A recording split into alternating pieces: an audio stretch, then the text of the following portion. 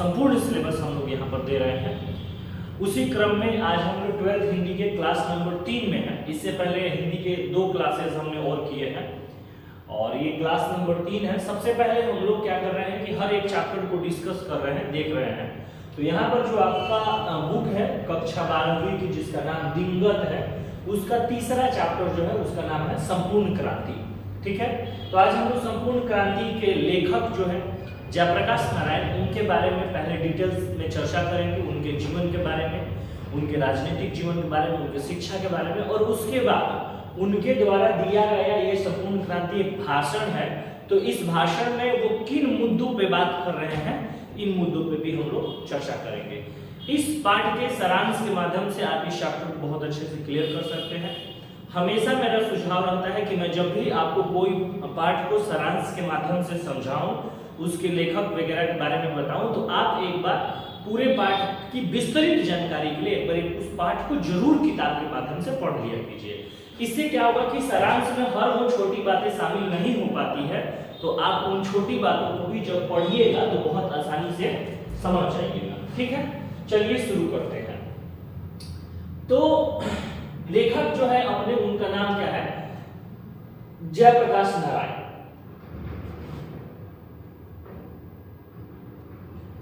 बेटा अपने लेखक का क्या नाम है, जयप्रकाश नारायण। संपूर्ण क्रांति जो आपका पाठ है उसके लेखक है जयप्रकाश नारायण। इनको लोकनायक और जेपी के नाम से भी जाना जाता है। लोकनायक का मतलब होता है क्या, जनता का नेता। लोकनायक का मतलब होता है जनता का नेता।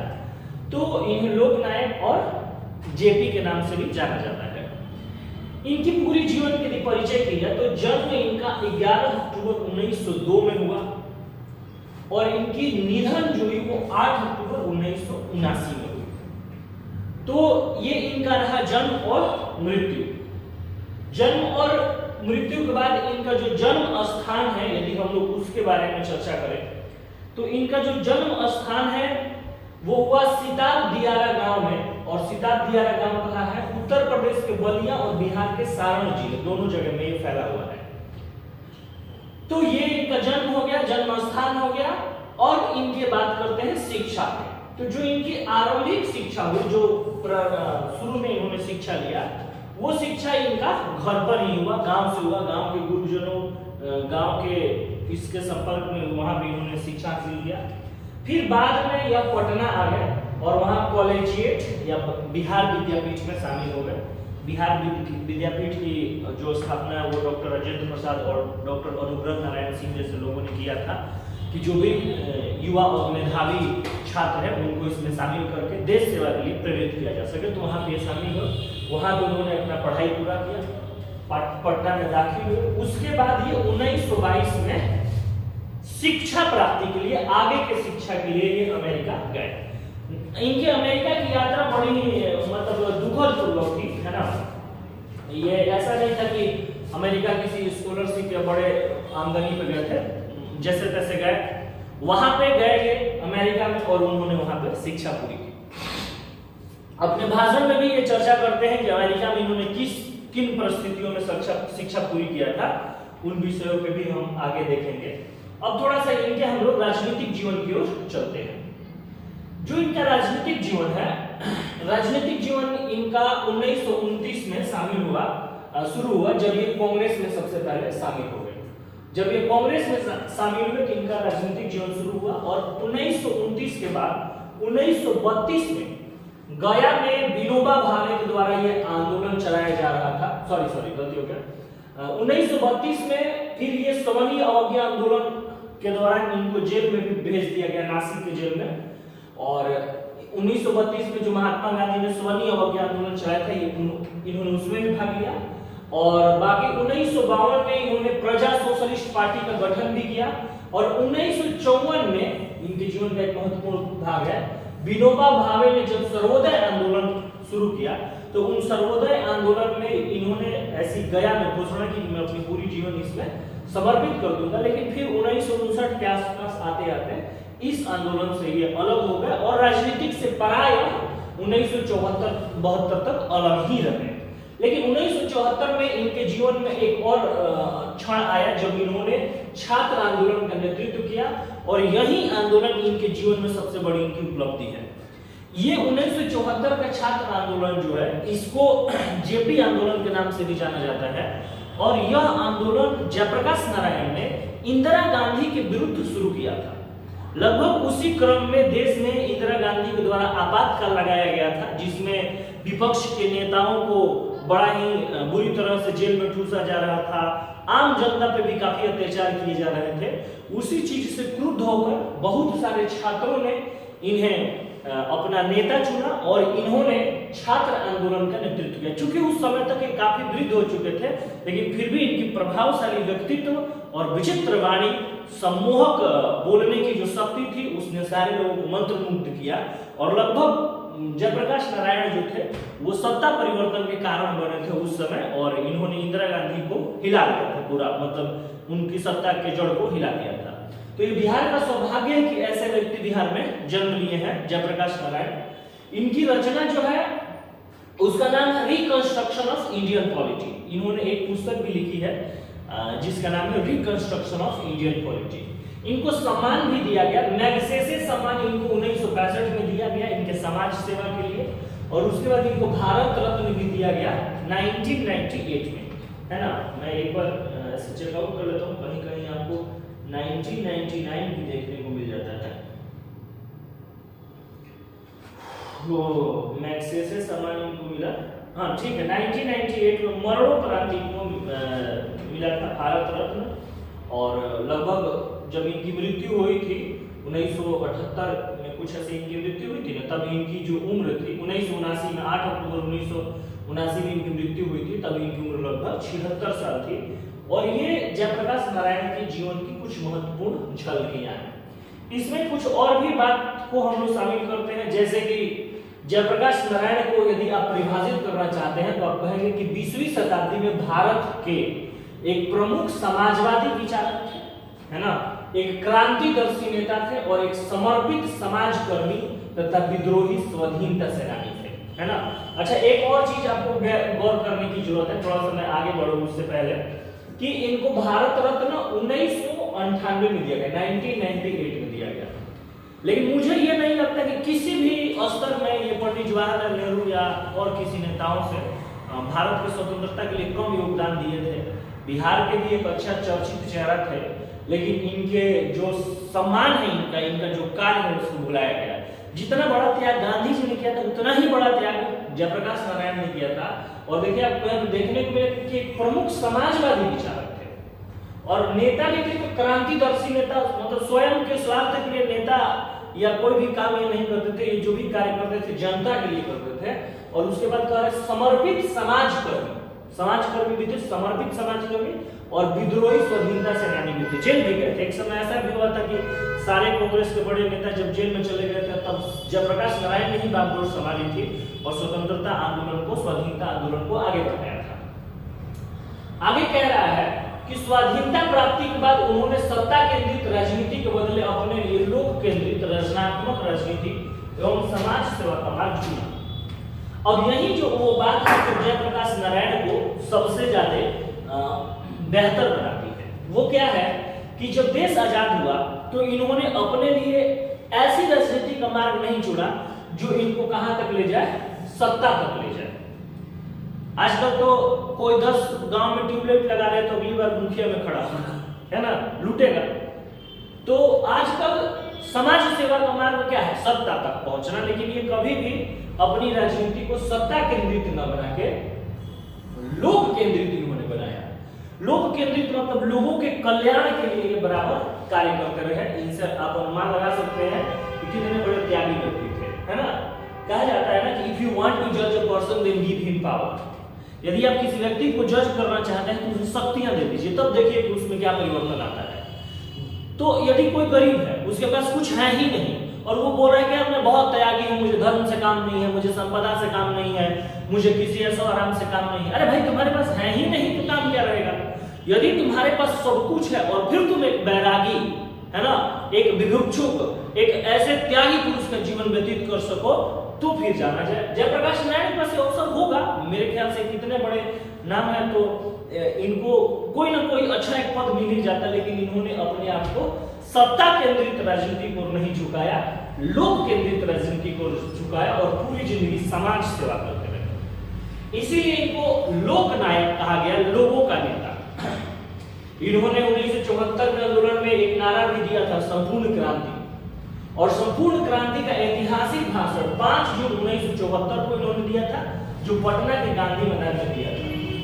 अभी तक पटना के गांधी के मैदान में दिए गए सारे भाषणों में से इनका जो ये भाषण था वो सबसे क्या था, बृहद था, और ये सबसे ज्यादा बड़ा भाषण था। इससे पहले पटना के गांधी मैदान में ना कभी इतनी भीड़ जुटी थी, और अब तो कल्पना भी नहीं की जा सकती कि इतनी बड़ी भीड़ कभी पटना के गांधी मैदान में जुटेगी जब जयप्रकाश नारायण ने भाषण दिया। तो ये इनके जीवन में कुछ महत्वपूर्ण अंश है।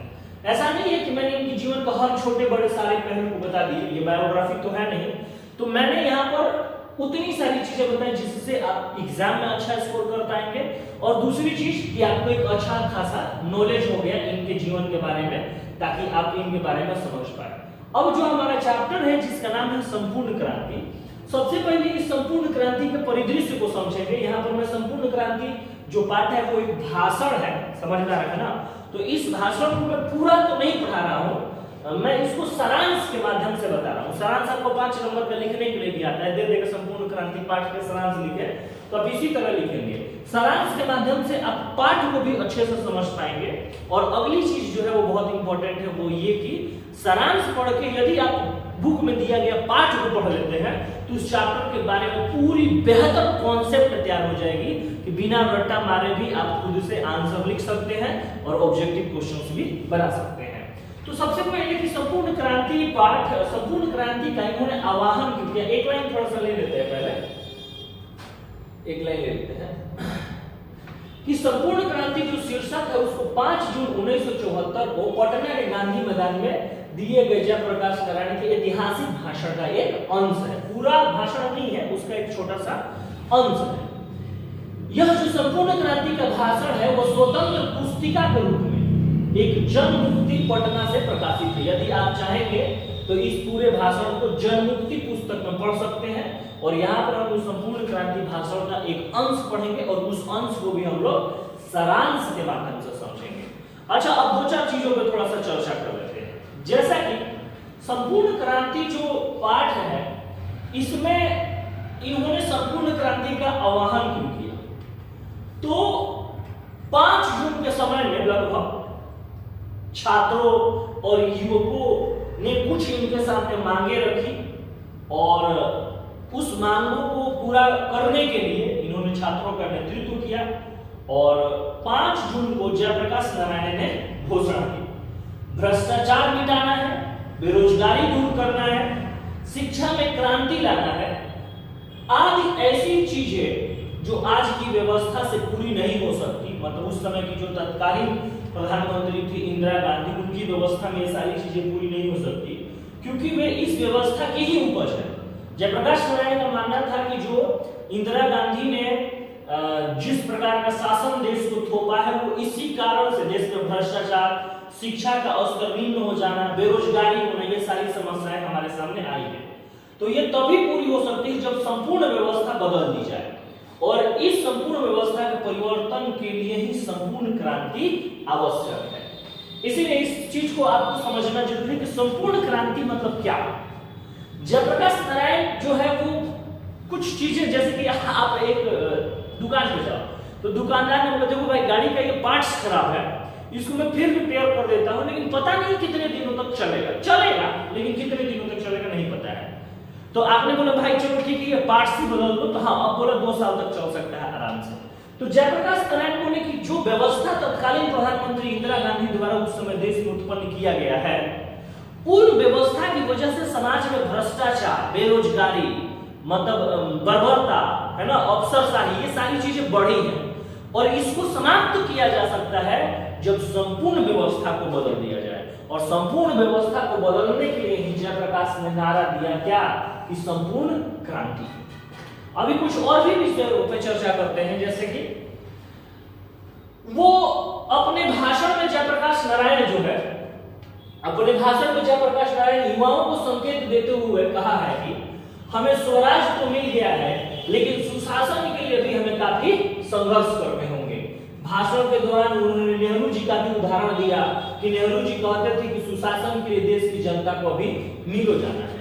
चूंकि छात्र और युवाओं को संबोधित करते हुए जयप्रकाश नारायण ने कहा कि देखिए भाई, देश की जनता को तो आजादी 1947 में ही मिल गई, स्वराज मिल गया, लेकिन स्वराज मिलने के बाद भी इस देश की जनता को सुशासन नहीं मिला, है ना। सुशासन नहीं मिला मतलब जो सरकार है वो भ्रष्ट हो चुकी है। संपूर्ण क्रांति के दौरान उन्होंने आह्वान किया, है ना, उन्होंने कहा कि इस सरकार की सत्ता को हम लोग क्या करेंगे, उखाड़ के फेंक देंगे।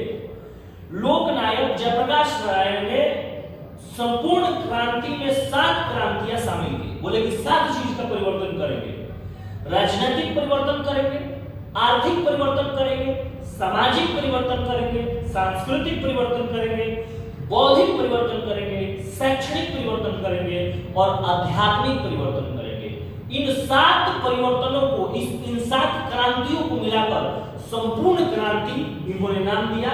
और यही बात करें कि जब इन 7 चीजों को हम पालेंगे तब हम हर स्थिति में हमको क्या स्वराज तो मिल ही गया है, क्या मिल जाएगा, सुशासन मिल जाएगा। जब हर स्तर पे परिवर्तन हो, राजनीतिक परिवर्तन, शिक्षित, मतलब हर स्तर पे इन्होंने परिवर्तन की बात की और उसी को इन्होंने नाम दिया क्या, संपूर्ण क्रांति। वो आगे कहते हैं कि मेरे जो विचार होंगे, मेरे जो भाषण होंगे, उनमें तो आपको क्रांति के विचार मिलेंगे जिन पर आपको अमल करना होगा, आपको लाठियां खानी होगी, क्योंकि कोई एक व्यक्ति यदि पूरे समाज को बदलने चल रहा है तो उसके कितने विरोध हो सकते हैं आप तो समझ ही सकते हैं। यह एक संपूर्ण क्रांति है, बिल्कुल वैसे ही क्रांति जो हमारे भगत सिंह लाना चाहते हैं। करें कि एक वैसी ही क्रांति है जो क्रांति हमारे भगत सिंह लाना चाहते हैं, वह लाना चाहते थे, बिल्कुल वैसे ही क्रांति। भगत सिंह भी पूरे समाज को बदलना चाहते थे, सिस्टम को बदलना चाहते थे। वैसे ही बोले कि देखो भाई, इस क्रांति में जरूरी नहीं कि आपको आरती का थाल मिले, आपको बड़े ऊंचे ऊंचे स्टेज मिले, नहीं, लाठी खाना पड़ेगा, जेल में जाना पड़ेगा, क्योंकि सरकार इतनी बर्बर है, तो आप इस चीज के लिए तैयार हो। और उन्होंने कहा कि स्वराज जो ये सरकार बार बार कह रही है, उस समय की तत्कालीन प्रधानमंत्री इंदिरा गांधी थी, उन्होंने कहा कि ये जो सरकार कह रही है कि हमारे देश में स्वराज है, इस स्वराज से जनता कराह रही है। अब कहें बिहार में शासन है, क्योंकि बिहार में सुशासन बाबू मुख्यमंत्री है, और कहीं लूट हो गई, कहीं डकैती हो गई, शिक्षा का व्यवस्था बद से बदतर है, गरीब का बच्चा सही से पढ़ नहीं पा रहा है। तो उसी तरह से लोकनायक जयप्रकाश नारायण ने तंज कसते हुए कहा कि स्वराज जिसकी चर्चा ये देश कर रहा है उसे जनता कराह रही है। शिक्षा पाकर व्यक्ति ठोकर खाता फिर रहा है। यहाँ नारे तो लगते हैं कि गरीबी हटाओ, पर गरीबी हटती नहीं, बढ़ती ही चली जाती है। ये कौन सी गरीबी है जो हटती ही नहीं है? देश के प्रथम प्रधानमंत्री पंडित जवाहरलाल नेहरू आए, उन्होंने भी नारा दिया कि देश से गरीबी हटाना है।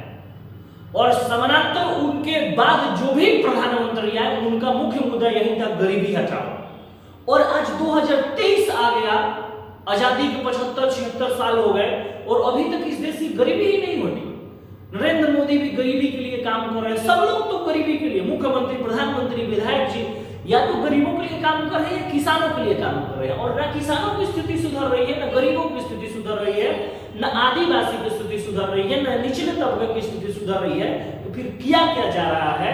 ये जनता समझदार है और समझ चुकी है। और ये जयप्रकाश नारायण का तो बात है, देखो 1974 में उन्होंने बोला, लेकिन आज भी कितनी प्रासंगिक लगता है कि ये आज ही का माहौल है, आज भी व्यक्ति शिक्षा पाकर ठोकर खाता फिर रहा है। तो ये जयप्रकाश नारायण के विचार है ना।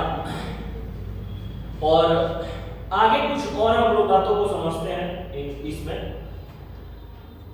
भाषण में दिनकर जी की कविता और उनकी निधन की भी वो चर्चा करते हैं। रामधारी सिंह दिनकर, जिन्हें राष्ट्र कवि कहा गया, वो भी बिहार के ही बेगूसराय के सिमरिया के थे, तो उनकी भी उन्होंने चर्चा की, उनकी मृत्यु की चर्चा की। और वे नई जिम्मेदारी की चर्चा करते हैं, सारे विद्यार्थियों को कहते हैं कि तुम्हें नई जिम्मेदारी लेना होगा। इसी भाषण में जयप्रकाश ने सारे विद्यार्थियों को कहा था कि जात पात को छोड़ दो, है ना, जात पात को छोड़ दो और जात पात को तोड़ दो, दहेज लेना छोड़ दो, समाज की प्रवाह को नई दिशा में मोड़ दो। यहाँ पे जयप्रकाश नारायण ने विद्यार्थियों को आह्वान करते हुए कहा है कि मात्र जयप्रकाश के नेतृत्व से काम नहीं चलेगा, मात्र जयप्रकाश के नेतृत्व से काम नहीं चलेगा, है ना। आपको अब अपना नेतृत्व संभालना होगा, सारे विद्यार्थियों को कह रहे हैं। और उन्होंने कहा कि भविष्य आप ही के हाथों में है।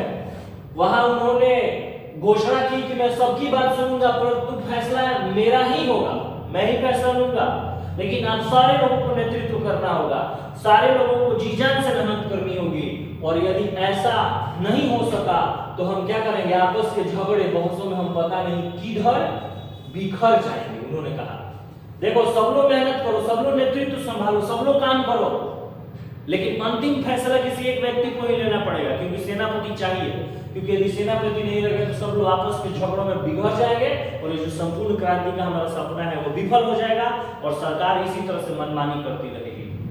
आगे अपने भाषण के दौरान वे अपने छात्र जीवन के बारे में बताते हैं और युवाओं को प्रेरित करते हैं। उन्होंने कहा कि देखो आईएएस पास करने के बाद आगे की पढ़ाई के लिए मैं जाना तो चाहता था हिंदू विश्वविद्यालय, लेकिन उसके बावजूद मुझे अमेरिका में पढ़ाई पूरी करनी पड़ी। कारण क्या था कि हिंदू विश्वविद्यालय अंग्रेजों के फंड से चलता था और जयप्रकाश नारायण इतने कट्टर देशभक्त थे, बोले कि जिस विश्वविद्यालय में अंग्रेजों द्वारा फंड दिया जा रहा हो वहां पर मैं कतई पढ़ाई नहीं करूंगा, और ये चले गए अमेरिका। अमेरिका में पढ़ाई के दौरान इन्होंने वेटर का काम किया, रेस्टोरेंट्स में काम किया, किसानों के खेतों में काम किया, बर्तन साफ किए, लोहे के कारखाने में काम किया, गैराज में काम किया, मतलब ऐसे बहुत सारे इन्होंने छोटे छोटे काम किए। और इस काम की वजह से इन्हें क्लासेस जाने में भी बहुत दिक्कत होती थी। एक बार दो बार इन्होंने अपनी यूनिवर्सिटीज भी अमेरिका में बदली क्योंकि वहां पर फी बहुत ज्यादा थे, लेकिन जैसे तैसे इतनी कठिनाई के साथ भी उन्होंने वहां पर पढ़ाई पूरी करी। और इस चीज को उन्होंने युवाओं को बताया कि देखो इतने कठिन संघर्ष के बाद भी मैंने कार्य किया, तो यदि किसी व्यक्ति के मन में उत्साह हो तो वो कितना भी कठिन संघर्ष क्यों ना हो वो अपना कार्य पूरा कर लेगा। और आगे फिर वो बताते हैं कि ये जो जेपी आंदोलन, जयप्रकाश नारायण आंदोलन चल रहा है, इस क्रम में हम लोग जो भी सभा कर रहे हैं उस सभा को विफल बनाने में कांग्रेस सरकार ने कौन कौन से हथकंडे अपनाए, इसकी भी चर्चा उन्होंने अपने भाषण में की। कि कांग्रेस सरकार नहीं चाहती है कि संपूर्ण क्रांति जो है वो सफल हो। उस समय की तत्कालीन प्रधानमंत्री इंदिरा गांधी नहीं चाहती हैं कि ये संपूर्ण क्रांति सफल हो। उन्होंने कहा कि लोगों को ट्रेनों से उतारा गया, लाठियां चलाई गई, जेल में ठूसा गया, और यह सब करते हुए यह लोकतंत्र पर कलंक है, और ये सब कांग्रेस की सरकार ने किया। और इस चीज के विरोध में जयप्रकाश नारायण खड़े हैं और कह रहे हैं कि ये जो संपूर्ण क्रांति था इसमें जयप्रकाश नारायण को इतना अमोघ और प्रचंड समर्थन मिला कि इसकी तपिश इतनी थी कि केंद्र में जो कांग्रेस की सरकार थी उसको सत्ता से हाथ धोना पड़ गया। जयप्रकाश नारायण जिनकी हुंकार पर, जिनके बुलावे पर नौजवानों के जत्थे, नौजवानों के झुंड सड़क पर निकल पड़े थे। बिहार से उठी संपूर्ण क्रांति की चिंगारी देश के कोने कोने में आग बनकर भड़क उठी थी, और जेपी के नाम से मशहूर जयप्रकाश नारायण घर घर में क्रांति के पर्याय बन चुके थे। क्रांति का मतलब जयप्रकाश नारायण। और इसी आंदोलन में बिहार से कुछ बड़े नेता जिसमें नाम है लालकृष्ण चौबे, नीतीश कुमार, लालू प्रसाद, रामविलास पासवान या फिर सुशील मोदी, आज के ये जितने भी नेता थे ये सारे नेता छात्र युवा संघर्ष वाहिनी के हिस्सा थे। ये सारे नेता यहीं से राजनीति में एक सक्रिय भूमिका में आगे आए हैं।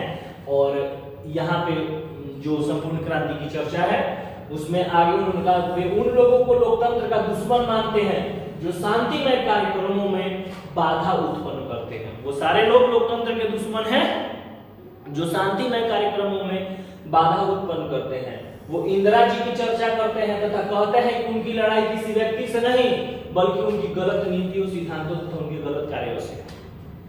जयप्रकाश नारायण की महानता इस लाइन से देखिए आप कि जयप्रकाश नारायण की जो कट्टर विरोधी थी वो इंदिरा गांधी थी।